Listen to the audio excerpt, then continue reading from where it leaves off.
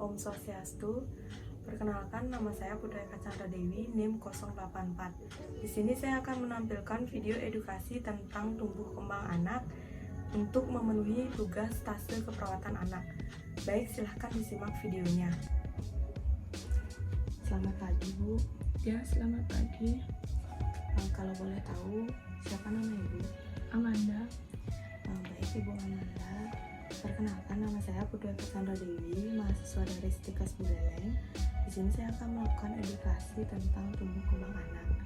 Untuk sebelumnya, apa Ibu sudah pernah mendapatkan edukasi ataupun penyuluhan tentang tumbuh kembang anak? Belum pernah. Baik, apa saya boleh bertanya, sudah berapa Ibu punya anak? 1 dan ini baru lahir. Dan usianya berapa, Bu? Sekarang baru 6 hari. Ya, saya harap anak Ibu sehat-sehat saja, Bu, ya. Baik, untuk mempercepat ini, saya akan langsung saja menjelaskan tentang pertumbuhan dan perkembangan, Bu, ya. Sebelumnya, ini ada leaflet tentang tumbuh kembang anak dan balita. Selagi saya menjelaskan, Ibu bisa membaca itu, Bu, ya.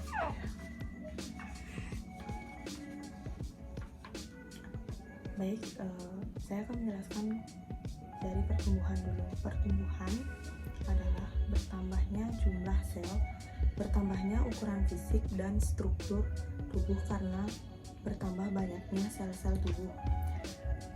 Dengan bahasa mudahnya, pertumbuhan itu seperti dapat diukur seperti tinggi badan, panjang badan bayi, kemudian berat badan, seperti itu. Kemudian perkembangan adalah bertambah matangnya fungsi alat tubuh, termasuk fungsi intelektual, emosi, dan kepribadian. Lebih mudahnya lagi, perkembangan itu seperti anak Ibu kan usia 6 hari gitu. Jadi seperti refleks menghisap, menggenggam, seperti itu perkembangannya, ya.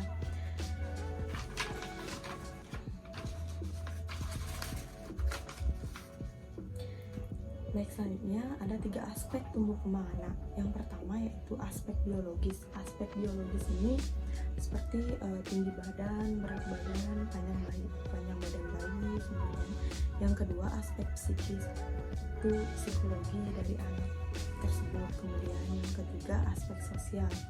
Aspek sosial itu dilihat dari kemampuan anak dalam bersosialisasi dengan orang lain. Ketiga aspek ini dapat dipengaruhi oleh faktor bawaan ataupun genetik dan faktor lingkungan. Faktor lingkungan ini misalnya dilihat dari keluarga yang tidak mendukung dalam pertumbuhan anak tersebut.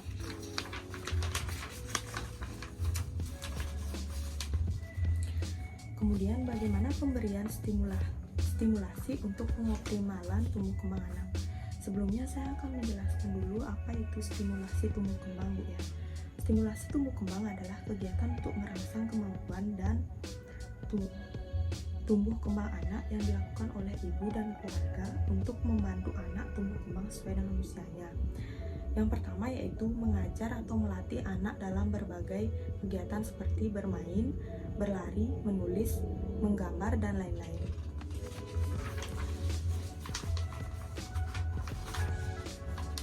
Kemudian yang kedua, pemberian stimulasi diberikan secara bertahap, berkelanjutan, dan terus-menerus agar anak dapat mengingat apa yang diajarkan, Bu, ya. Kemudian yang ketiga, menggunakan benda atau barang yang ada di sekitar dan tidak berbahaya.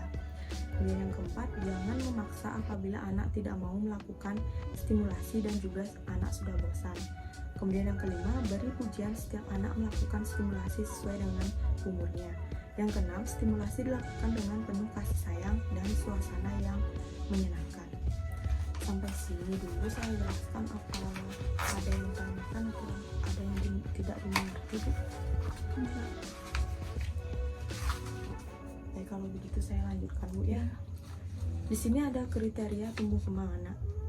Dapat dilihat di gambar yang pertama, Bu. Gambar bayi baru lahir.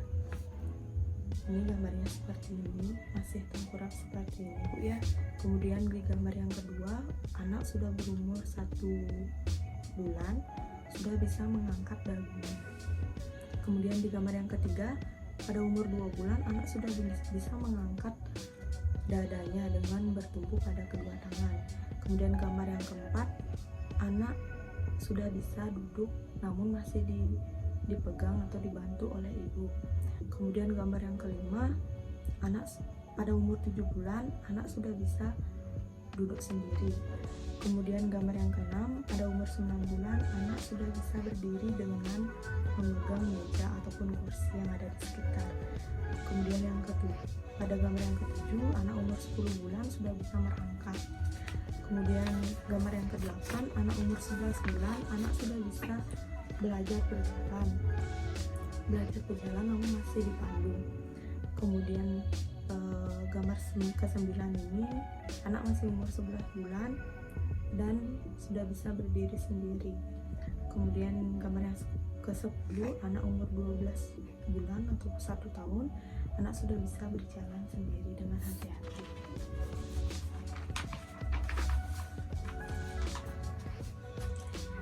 Untuk lebih jelasnya lagi dapat dilihat di slide Bu ya, untuk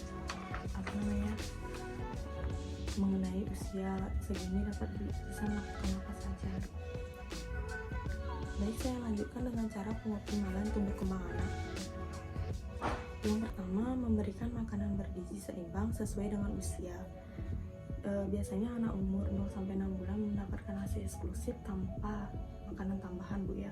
Kemudian setelah 6 bulan itu dapat diimbangi dengan makanan tambahan dan diberikan ASI. Kemudian yang kedua, memberikan stimulus pada anak. Stimulus itu yang sudah tadi saya sebutkan sebelumnya, dapat mengajari anak berjalan, bermain, menggambar, menulis, makan dan minum sendiri seperti itu Bu ya. Kemudian yang ketiga, melakukan imunisasi tepat waktu di posyandu setempat, ataupun di posyandu itu juga dapat melakukan pengukuran berat badan, timbang bayi seperti itu, pengukuran lila, lingkar lengan atas, kemudian tinggi badan bayi. Kemudian dapat juga dilakukan dengan memberikan penanganan dini yang tepat pada saat anak sakit. Apabila anak tidak segera sembuh, dapat diajak ke dokter ataupun ke bidan setempat ya. Kemudian menjaga kebersihan ini penting, terutama di situasi COVID-19 ini Bu ya. Kemudian yang ke-7, dapat memberikan perhatian dan kasih sayang kepada anak. Baik, selanjutnya saya akan menjelaskan ciri-ciri fisik anak bergizi baik. Yang pertama, dilihat dari rambut bercahaya. Kemudian yang kedua, mata bersinar dengan membran yang jernih. Kemudian yang ketiga, gigi dan gusi tidak ada gigi sakit atau karies apabila anak sudah memiliki gigi ya Bu. Karies itu tahu Bu? Karies itu gigi berlubang Bu ya. Oh iya. Ya. Kemudian yang keempat, wajah cerah dan tidak kering. Kemudian 5, lidah berwarna merah dan kasar. Kemudian yang keenam, kulit lembut, kenyal, dan warna cerah. Kemudian yang ke-7, kuku lembut dan kemerahan. Baik, sekian yang dapat saya sampaikan Bu. Apa Ibu sudah mengerti dengan penjelasan saya? Sudah.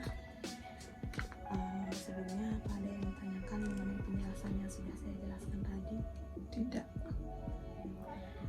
Baik, saya harap Ibu sekeluarga dalam keadaan sehat, terutama di masa pandemi ini. Penting halnya dalam menjaga protokol kesehatan 3M itu memakai masker, mencuci tangan, dan menjaga jarak. Baik, terima kasih atas kerjasama dan waktunya Bu ya. Ya. Maaf apabila saya mengganggu waktu Ibu, dan maaf apabila kata-kata saya yang salah dan menyinggung Ibu. Di awal saya ucapkan selamat pagi, di akhir saya tutup dengan selamat pagi. Selamat pagi. Baik, sekian video edukasi tentang tumbuh kembang anak yang dapat saya sampaikan. Terima kasih untuk yang sudah menyimak video tersebut. Saya mohon maaf apabila ada salah kata dalam video tersebut. Saya akhiri dengan para mesanti. Om Santi Santi Santi Om.